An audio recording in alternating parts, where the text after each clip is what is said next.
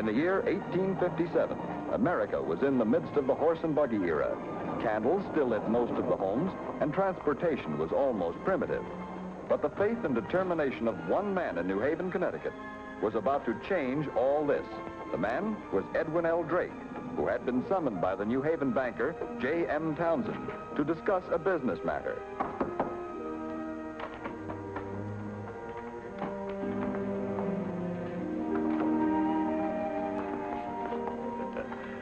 Come in, Mr. Drake. Good morning, Mr. Townsend. You asked me to come. Yes, yes. Please sit down. Thank you. You're a busy man. I'll be brief. You're no longer with the railroad? No, sir. My health. But nothing serious? Fortunately, no. Then perhaps you'll be able to undertake an important mission for me. A mission, sir? A journey to look over a certain piece of property and report your findings. You see, 2 years ago, I helped form the Pennsylvania Rock Oil Company. Rock oil? What is rock oil, sir? I'll show you. No one knows yet just exactly what it is. Only time and experiment will tell. That oil came from a spring on the property that I'd like to have you examine for me. Since oil is lighter than water, it rises and floats on the surface, from where we've been trying to gather it. Perhaps if you saw the operation, you could tell us why we haven't been more successful. What troubles you, Mr. Drake? Well, I'm still wondering what value this strong-smelling stuff could have. We're still not very sure.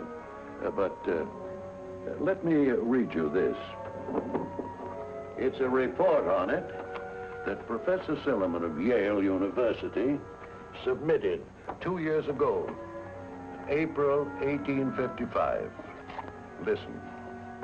It appears there is ground for belief that your company has in its possession a raw material from which, by simple and not expensive process, they may manufacture many valuable products. My experiments prove that nearly the whole of the raw product may be manufactured without waste. Mr. Townsend, where is this property of yours? You mean that you'll undertake the survey? Yes, sir. Excellent. Splendid. Now, when you get there, look up Dr. Brewer. He's one of the owners of the local lumber mill. It's in northwest Pennsylvania. There is the Allegheny River, and there is Titusville.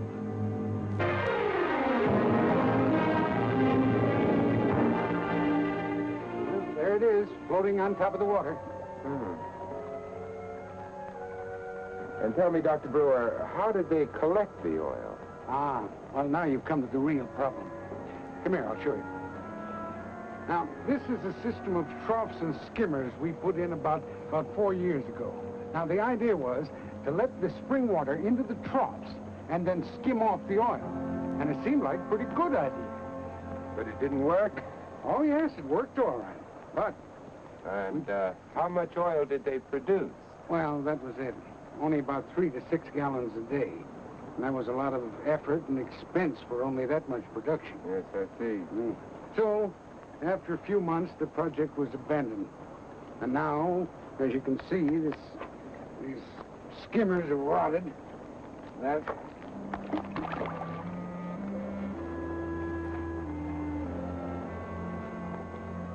Seems a great pity, doesn't it? Because I believe Townsend may be right about his possibilities.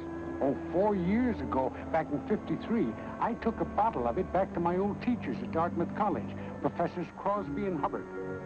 After conducting several experiments, they became so optimistic about its value as a commodity that they roused the interest of a chance visitor, Henry Bissell.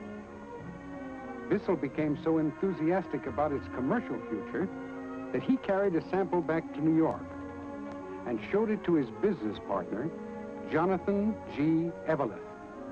They both saw great possibilities, and as a result, they formed the Pennsylvania Rock Oil Company to develop the area and market the product.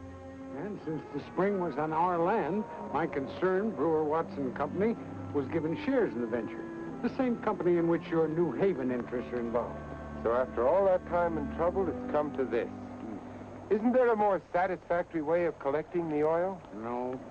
And here's a man who'll tell you there never will be. Howdy, Doctor. You and the remains? Well, that's for Mr. Drake to decide. Oh, Mr. Drake, I'd like you to meet Mr. Anger. Howdy. How do you do, sir? He's the man who built these trenches, troughs, and skimmers. Well, it looks practical. Very well thought out, in fact. Oh, sure. The only thing wrong with them is they didn't collect enough oil. But I still don't quite see why. I'll tell you why. Because that oil just takes its own sweet time about coming up. That's why. Yes, that's true. And when it does come up, it won't stand still long enough to be skimmed off. It's all over creation and downstream and lost before you can get at it. Yes, I can see that, but I still think that... I don't care what you think, mister. There's no way to increase that oil. I've tried every way there is, and most of it still gets away. So I'm telling you, there just ain't no way.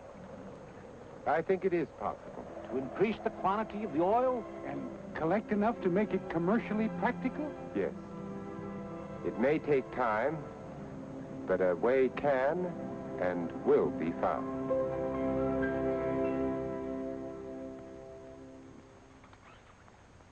You really believe that?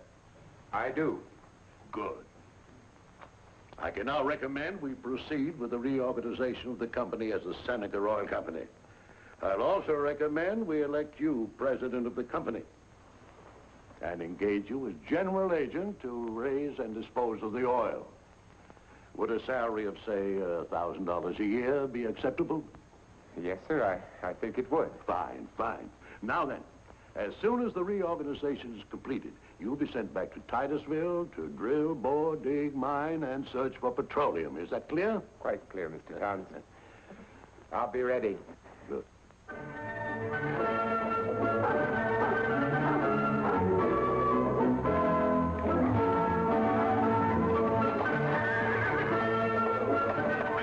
Titusville!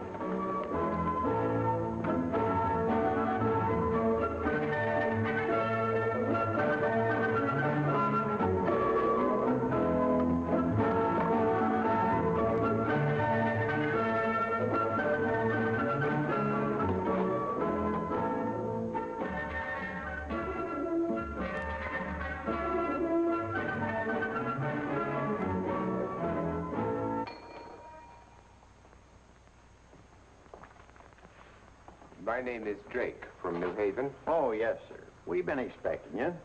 Glad to have you with us. You'll be in room number 12. Oh, thank you. Any mail for me? Ma'am? Oh, yes. Just one letter, Colonel.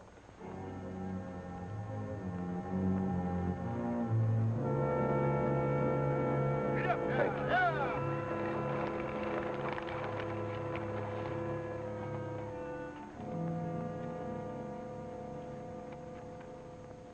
My dear Drake, since your mission may need the cooperation of the local people, it will add to your prestige if, from now on, you will adopt the courtesy title of Colonel.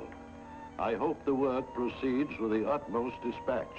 Cordially yours, James M. Townsend.